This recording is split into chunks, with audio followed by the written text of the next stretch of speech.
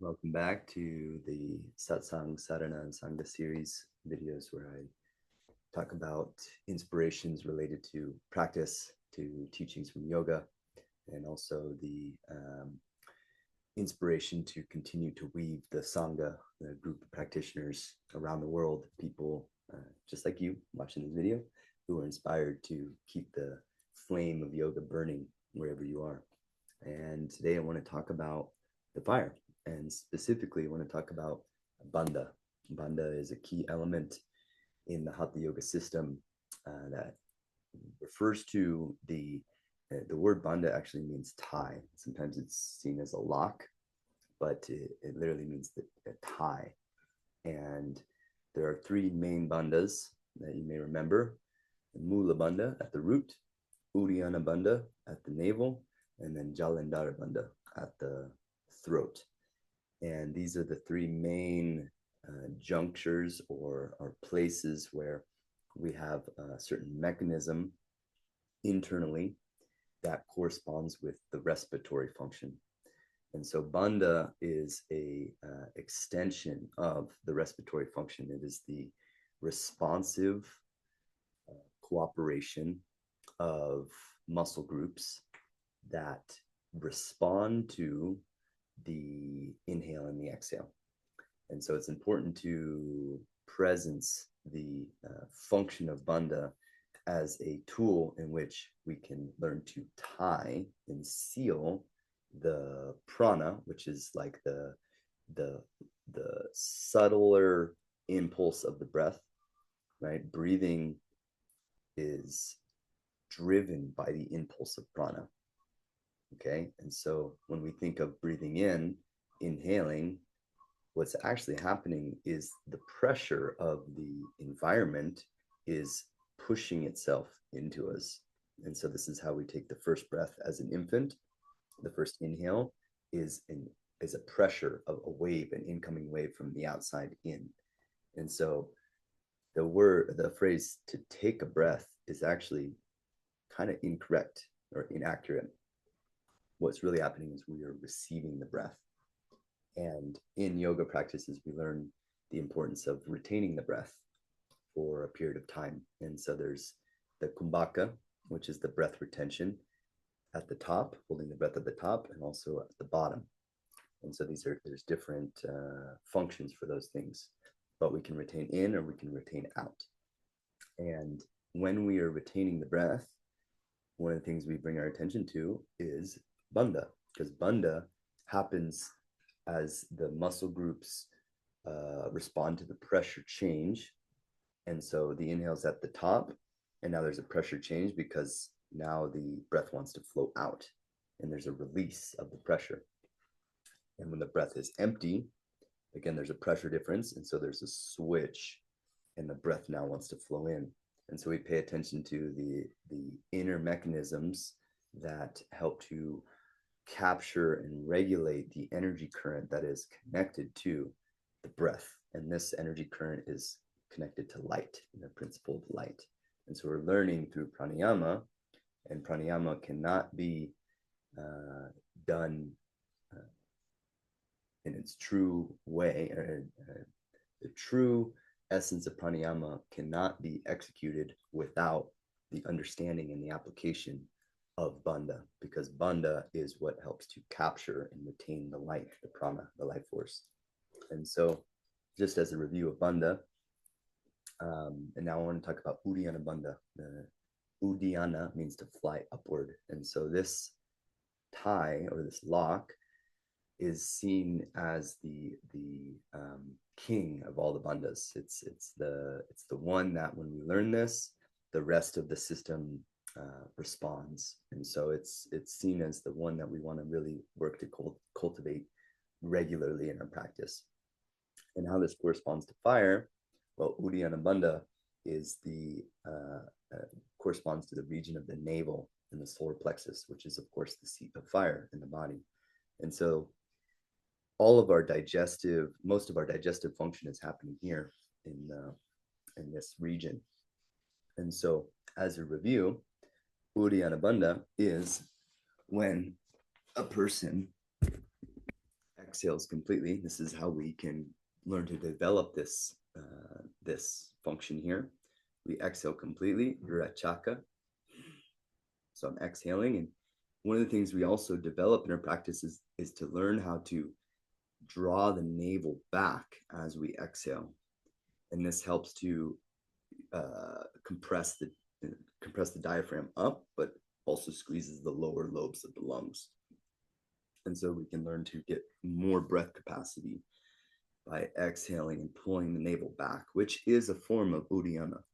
But to develop the musculature and the responsiveness of the body, we can enhance that by doing by applying the technique of Uddiyana in different ways. And so one of the ways we learn that is either standing or sitting, and our hands are on our knees. And so I can have firm elbows as I exhale, pulling the navel in. And then when I get to the bottom of the exhale, I hold the air out, and that sucking in of the navel is what we can call like a false inhalation. So I'm pretending to inhale, but I'm not taking any breath in. And that pulls the vacuum, the stomach tight. This develops the transverse abdominis, which is the core set of muscles around the midsection. This helps alleviate lower back issues. It also puts pressure on the adrenal system, which sits in the kidneys. And so this helps to regulate many of the functions in this area, including the bowels, the digestive system, the digestive fire. But more importantly, when I do that, it's also putting pressure on the heart and creating spaciousness in the heart and the lungs, which reduces the pressure on this area for temporarily, so that when I inhale, there's a flood of new energy that comes in. So it's one of the things that happens, reduces the pressure on the heart and thoracic cavity, but it also lifts the pelvic floor up. So just going like this, the muscles of the pelvic floor lift up, which is, of course, related to Mula Bandha, the root lock. So there's a tie and there's a seal at the root. The stomach is drawn in, and the prana can then fly upward, Uddiyana, flying upward through the heart. And then additionally, as the stomach draws in and there's responsiveness in the upper chain, the sternum and the chest lift to the chin, and the chin comes down to the chest.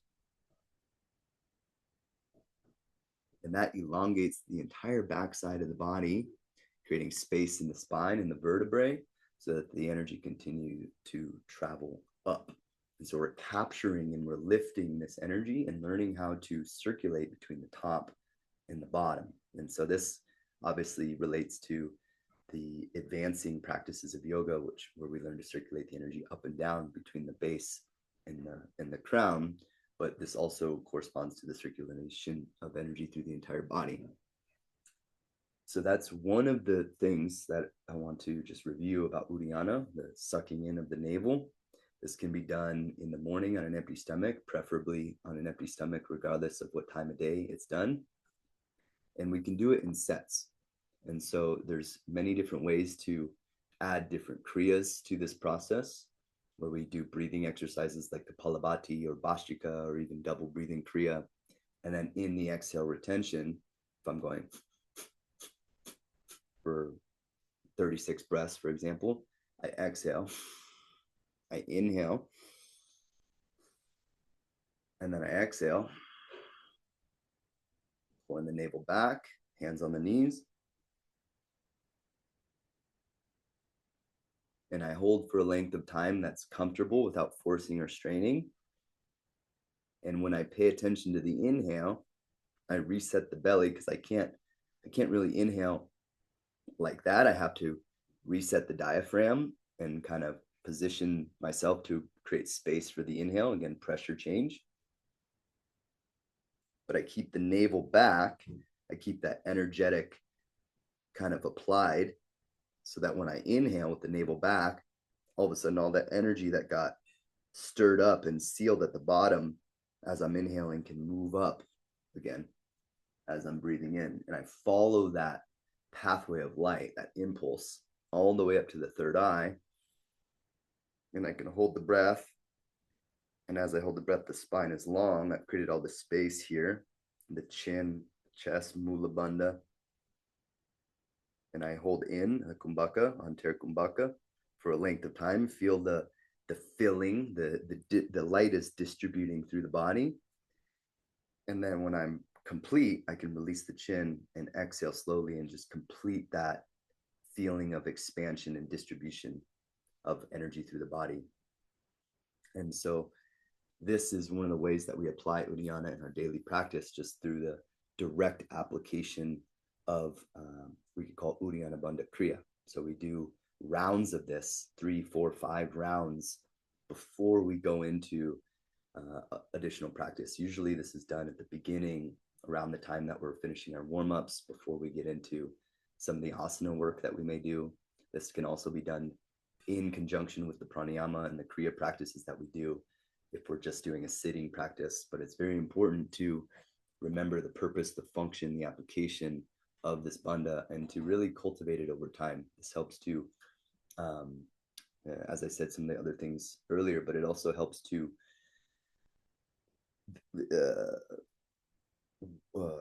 Uddiyana is said to capture the outgoing light of our senses and withdraw it inward. So this leads to pratyahara. Just this bandha alone, pulling in at the navel, and that vacuum, that suction, withdraws our light from the world and leads to the pratyahara, the fifth limb of yoga, which then opens up to the higher stages of dharana, dhyana, and samadhi, which are the final stages of the yogic path, where all the prana, all the energy is withdrawn, sitting in the central channel, and we can then contemplate the source of consciousness at those stages. So that's just a review of Uddiyana.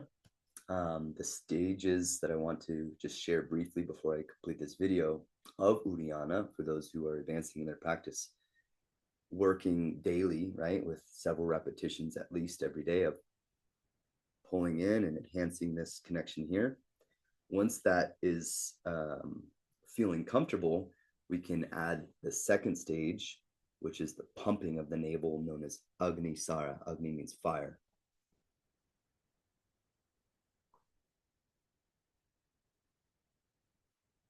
So again, I hold the breath out, and as I'm holding the breath out, I pump. And I do for up to 10, 20 repetitions, depending on how long I can hold the breath out, pumping the navel. And after I've completed those pumps, again, I do the same thing that I did: reset the breath, or reset the belly, inhale with the navel back, fill with light, circulate, release, distribute the light, send the breath out through the pores of the body. That's the second stage of Uddiyana, Agnisara, the pumping.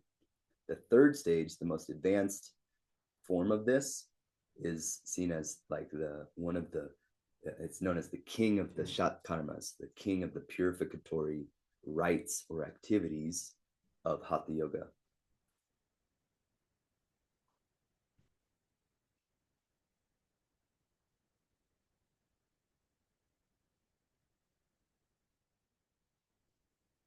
Reset, inhale, hold, fill with light, exhale, distribute.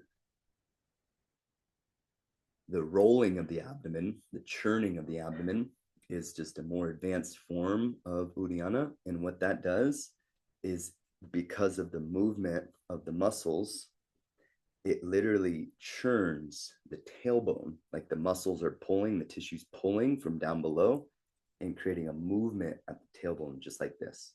And that stirs the Kundalini Shakti, which sits at the base of the spine in Muladhara Chakra.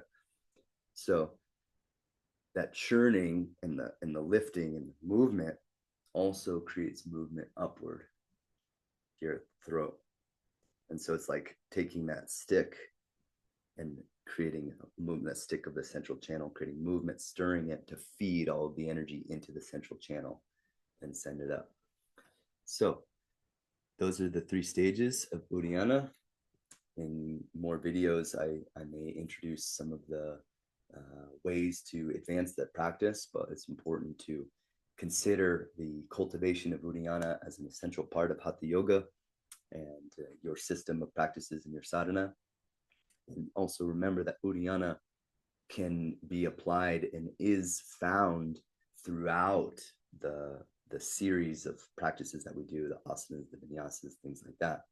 So it's not, it's important to remember, and this will be my conclusion in sharing in this video, that these practices done in isolation eventually weave together into a seamless flow of energy as the body becomes more responsive to the way that the energy is flowing and the way the body is responding to the light that is carried on the breath.